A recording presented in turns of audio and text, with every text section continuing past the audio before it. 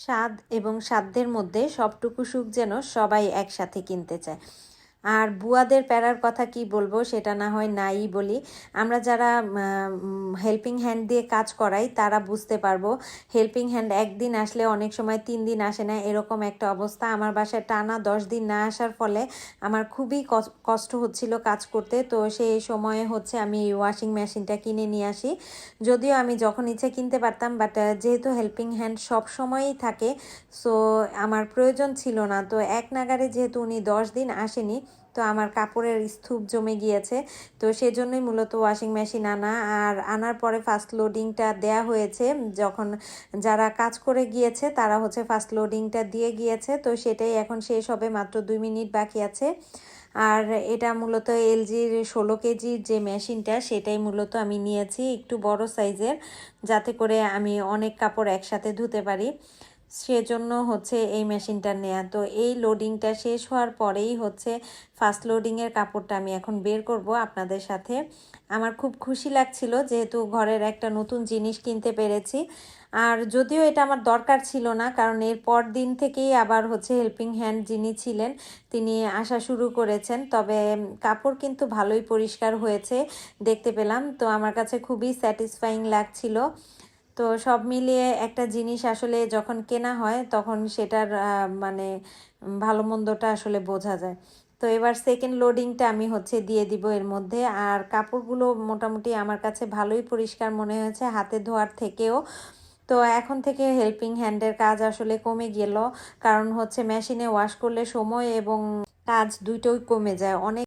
আর helping হ্যান্ডের প্যারার থেকেও বাঁচা যায়, এটা হচ্ছে আরেকটা কথা। তো এখন হচ্ছে আমি সেকেন্ড লোডটা দিয়ে দিচ্ছি, যেহেতু আমার কিছু কাপড় জমানো ছিল আমি এখনই ওয়াশ করে নিচ্ছি, যাতে করে নতুন মেশিনে দেখতে পারি আসলে আমার কাপড়গুলো কেমন পরিষ্কার হচ্ছে। সেজন্যই মূলত আমি এই কাজটা করছি। তো এখন হচ্ছে আমি ডিটারজেন্ট দিয়েই ধুচ্ছি, যেহেতু ফার্স্ট দিন আমার হচ্ছে লিকুইড কেনা হয়নি, তো এটা দিয়েই শুরু করলাম। তো এখানে আমি পর্যাপ্ত পরিমাণ ডিটারজেন্ট দিয়ে দিলাম, আর এখন আমি এটাকে অন করে দিব।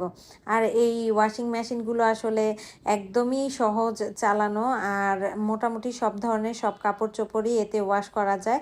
আর অপশনও দেয়া আছে, জাস্ট খালি ওয়াশ শুরু করলেই হয়ে যায়। তো আমার এই ছোট্ট খুশিটা আপনাদের সাথে শেয়ার করে রাখলাম, সাথে আমার স্মৃতি হিসেবে রেখে দিলাম। কারণ হচ্ছে যে কোনো জিনিসই আসলে কেনার পরে সেটা নতুন থাকা অবস্থায় তার স্মৃতিটা ধরে রাখতে আমার কাছে খুবই ভালো লাগে। তো এই যে সেকেন্ড লোডের কাপড়টাও কিন্তু ওয়াশ করা শুরু হয়ে গেল।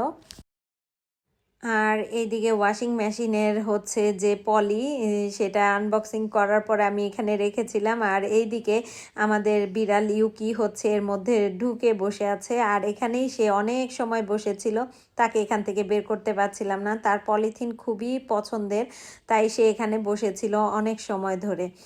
আর এইদিকে হচ্ছে কাপড়টা ওয়াশ ঠিক মতো হচ্ছে কিনা আমি সেটা দেখছিলাম। আর যেইটুকু পরিমাণ কাপড় আমি দিয়েছিলাম সেটার জন্য 1 ঘন্টা 4 মিনিট অটোমেটিক্যালি সময় নিয়ে নিয়েছিল। তো সেটা ওয়াশ শুরু হয়ে গেছে। আর এইদিকে আমি বিড়ালকে খুঁজে পাচ্ছিলাম না, আর এসে দেখি দেখেন কি সুন্দর পলিথিনের মধ্যে এখনও সে বসে আছে। তাকে আমি কোনোভাবেই বের করতে পারছিলাম না। সে এই জায়গাটা বাচ্চাদের মতো আসলে ঘর বানিয়ে সে ঘরের মধ্যে ঢুকে বসেছিল। তো আমরা তাকে নিয়ে মজা নিচ্ছিলাম, তাকে যতই ডাকছিলাম সে কিন্তু বের হচ্ছিল না। আমার এই ছোট্ট খুশিটা আপনাদের সাথে শেয়ার করে রেখে দিলাম, সাথে আমার জন্য স্মৃতি হিসেবে। আপনাদের এই ছোট ব্লগটি কেমন লাগলো অবশ্যই কিন্তু কমেন্ট করে জানাবেন। আজকে এই পর্যন্তই, আল্লাহ হাফেজ।